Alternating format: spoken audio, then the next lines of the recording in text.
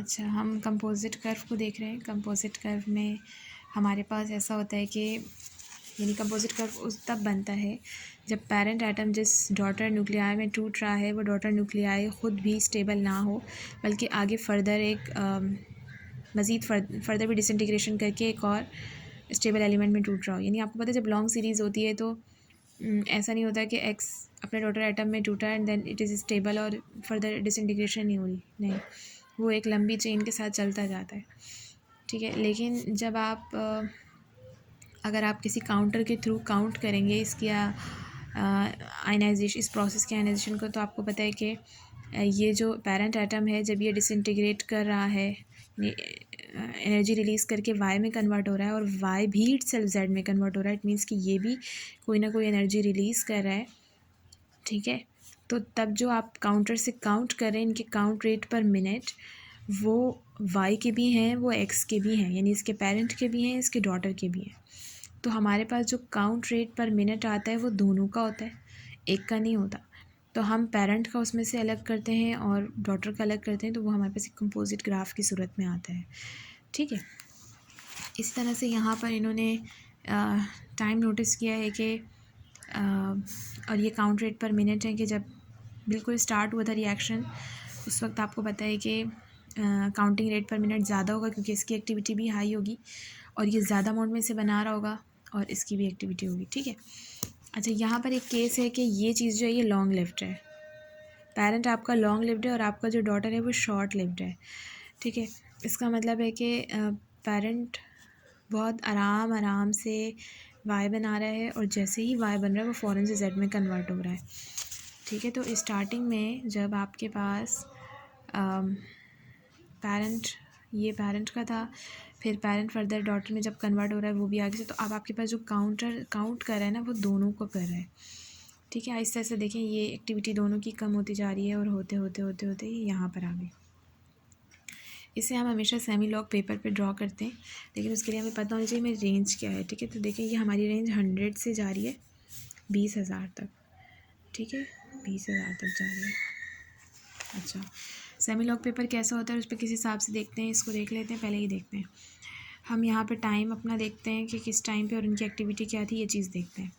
अच्छा, हमारे पास जो ये चीज़ बन रही है ये दोनों की है ना, मतलब ये जो अगर मैं प्लॉट करूँ तो मेरे पास ये लाइन बनेगी कि पहले जो है वो, यानी इसका मतलब ये है कि ये वो पॉइंट है जहाँ पर एक्स और वाई में इक्विलिब्रियम आ गया होगा और ये जो यहाँ से जो यहाँ तक का पॉइंट है ये वो पॉइंट है जहाँ पे सिर्फ एक्स यानी लॉन्ग लिव स्पीशी एग्जिस्ट करती है। यहाँ पे दोनों एग्जिस्ट कर रही हैं, लेकिन मुझे पता है जैसे वक्त गुजरता जाएगा ये वाई भी टूटता जाएगा और इन द एंड आपके पास वाई एग्जिस्ट ही नहीं करेगा, सिर्फ और सिर्फ लॉन्ग लिव्ड स्पीशी एग्जिस्ट करेगी। ठीक है, इसकी यही वजह होती है कि हम यहाँ से एक लाइन पीछे की तरफ खींचते जाते हैं और यहाँ पर आके वो कोलाइड करती है। हम कहते हैं ये पेरेंट प्लस डॉटर दोनों का था और ये जो हमने सेपरेट किया है ये पेरेंट का है। ठीक है, तो जो आपने डेटा पॉइंट्स यहाँ पर यहाँ पर यहाँ पर यहाँ पर यहाँ पर लगाए होंगे, स्केल रख के सेम नीचे आके उसको यहाँ पे लगाएं, स्केल रखें सामने बिल्कुल यहाँ पे लगाएं, स्केल रखें उसको यहाँ पे लगाएं, स्केल रखें, बिल्कुल स्केल रख के लगा देना है। ठीक है, नीचे वाली लाइन पे भी डेटा पॉइंट्स बिल्कुल उसके सामने ही लगा दिए आपने। अब आप यूँ करें कि आपके पास यहाँ पे भी कोई अलग वैल्यूज़ होंगी, यहाँ पे भी कोई अलग वैल्यूज़ होंगी। इस पॉइंट को देखूँ तो यहाँ पे अलग वैल्यूज़ होंगी, इस पॉइंट की अलग होंगी। तो आप हर पॉइंट की ऊपर वाली वैल्यू से नीचे वाली वैल्यू को माइनस करेंगे तो आपके पास एक और नई वैल्यू आएगी जो नीचे की वैल्यूज़ में लाई करेगी। तो आप उस वहाँ पर एक पॉइंट लगाते जाएँ, इसमें से इसे माइनस करेंगे एक और पॉइंट आएगा, इसमें से इसे माइनस करेंगे एक और पॉइंट आएगा जो यहाँ लाई कर रहा होगा, इसमें से इसे माइनस करेंगे यहाँ पे एक पॉइंट आएगा। तो आप यूँ करें, स्केल लेके इसे कर लें तो ये आपके पास डॉटर बन जाएगा। ठीक है, ये पेरेंट प्लस डॉटर, ये वाली लाइन सिर्फ पेरेंट और ये सिर्फ डॉटर की। अच्छा, ये जो पॉइंट आया ना ये पेरेंट की एक्टिविटी कहलाएगी, ये जो पॉइंट आया है ये डॉटर की एक्टिविटी कहलाएगी। ठीक हो गया, जैसे मेरे पास आ रहा है, देखें ये मैंने अपने डेटा पॉइंट्स को इसके अकॉर्डिंगली जब मैंने किया था तो मेरे पास ये फर्स्ट लाइन आई थी। ठीक है, फर्स्ट लाइन आ गई पूरी। अब मैंने स्केल रख के हर डेटा पॉइंट्स के नीचे एक पॉइंट लगा दिया। ठीक है, ये मैंने जब एक्स्ट्रापोलेट किया ना पीछे की साइड पे तो ये यूँ आया। इसका मतलब है ये वाला पेरेंट का है, ये पेरेंट प्लस डॉटर दोनों का है। अब जो पेरेंट है उसकी एक्टिविटी कितनी आ रही है 14,400, ठीक है। इसी तरह से जो नीचे डॉटर, अच्छा मैं जब इसको इसमें से माइनस करती रही तो मेरे पास एक और पॉइंट आता रहा जिसमें नीचे लगाती रही। जैसे 19,500 में से मैंने 8,400 को माइनस किया तो समथिंग 100 समथिंग आ रहा था, इसे मैंने नीचे लगा दिया इस तरह से करके। उसके बाद जब मैंने इसको लगाया तो ये आपके पास सिर्फ और सिर्फ डॉटर की लाइन है, ठीक है। अच्छा, आपको पता है कि अगर मुझे पेरेंट की हाफ़ लाइफ निकालनी है तो half life is that time period when the activity of species become half, ठीक है। तो अगर पेरेंट की हाफ़ लाइफ निकालनी है कि उसकी एक्टिविटी कब हाफ होगी, 1440 को 2 पे मैं डिवाइड करूँ तो मेरे पास 7,200 आ रहा है। तो जब इसकी एक्टिविटी हाफ हो गई तो उस वक्त क्या टाइम पीरियड था, आप यूँ लेकर आएँ स्केल से और नीचे ले आएँ। नीचे आपके पास टाइम है आवर में, ठीक है। उसको नीचे लेके आएंगे, यहाँ पर आपके पास 2 आवर, यानी इसकी हाफ़ लाइफ है 2 आवर। इसी तरह से आप डॉटर के लिए भी काम करेंगे। डॉटर को ये आ रहा है आपके पास तकरीबन 5,800, ठीक है। ये मैंने कहाँ पे देखा है, मैंने यहाँ पे स्केलिंग की हुई है और वो मैंने कैसे की है वो मैं बताती हूँ। 5,800 को आपने 2 पे डिवाइड किया तो मेरे पास आ रहा था 2,800। 5,600 को आपने 2 से भी डिवाइड किया, 2,800 आ रहा था। 2,800 से जब आपने, अच्छा 2,800 यहाँ पे है बीच में कहीं, इसको आपने जब नीचे पुलेट किया होगा तो ये मैंने गलती से कर दिया है, ये यहाँ नहीं यहाँ पुलेट करेगा, ठीक है। तो 0.2, 0.4, 0.6, 0.8 और फिर 1 बनता है, तो ये 0.6 आया है, 0.6 आ रहा है आपकी हाफ़ लाइफ डॉटर की, ठीक है। तो पेरेंट की हाफ़ लाइफ आपके पास आई 2 आवर और डॉटर की हाफ़ लाइफ आई आपके पास 0.6 आवर।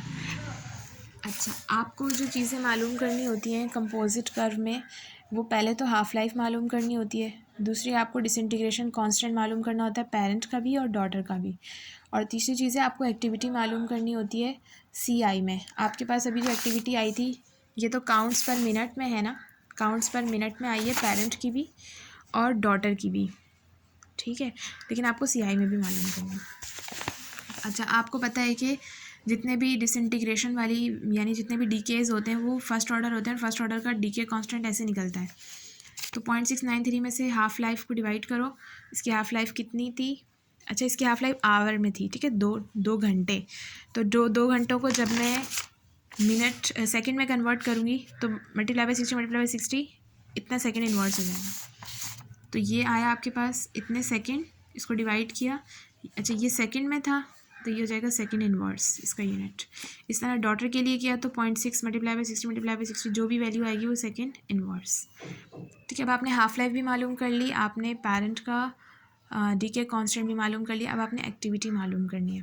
देखिए अब आपको ये बात पता चल गई कि यहाँ पर जो पेरेंट की एक्टिविटी आई थी वो ये थी 14,400 और जो डॉटर की आई थी वो 5,600 काउंट्स पर मिनट था। अगर आपको एक्टिविटी CI में चाहिए तो आपको ये बात भी पता है कि एक CI बराबर होता है 3.7 एक्सपोनेंट 10 बैक्यूरल के, और एक बैक्यूरल बराबर होता है एक डिसइंटीग्रेशन पर सेकंड या वन काउंट पर सेकंड के, ठीक है। तो 3.7 एक्सपोनेंट 10 बैक्यूरल 3.7 एक्सपोनेंट 10 डिसइंटीग्रेशन पर सेकंड या काउंट्स पर सेकंड के बराबर हुआ।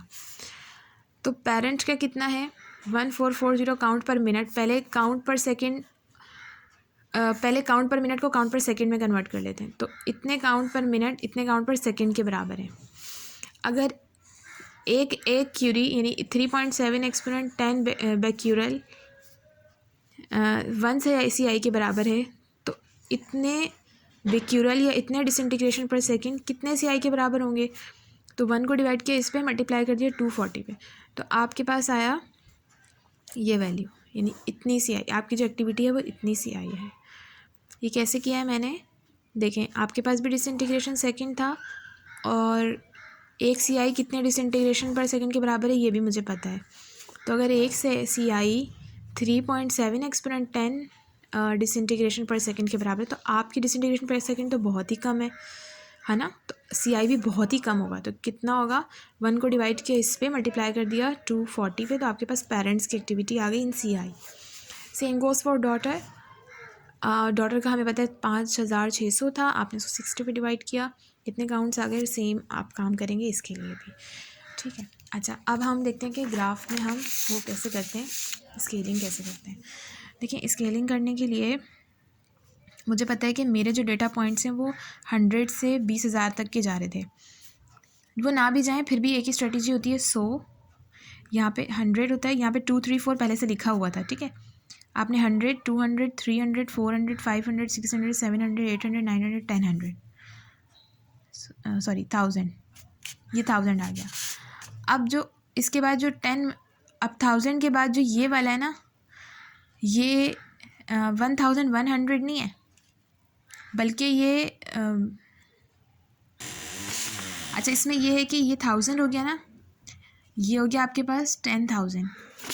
10,000 के बाद जो ऊपर वाला है वो लैग हो जाएगा, ठीक है। तो आपने देखना कि आपके डेटा पॉइंट कहाँ से कहाँ लैग कर रहे हैं। मुझे पता है 20,000 तक लैग कर रहे हैं, तो मैंने ये काम किया, ठीक है। अच्छा, इससे ये सेमी लॉग पेपर है। सेमी लॉग पेपर का ये स्ट्रेटजी होती है कि जो नीचे वाले बॉक्सेस होते हैं वो बड़े होते हैं और ऊपर वाले बॉक्सेस में गैप्स कम होता है, ठीक है। तो ये हमारे पास जी, अगर ये 1000 है तो इस नीचे वाले स्केल के अकॉर्डिंगली इसे 1100 होना चाहिए।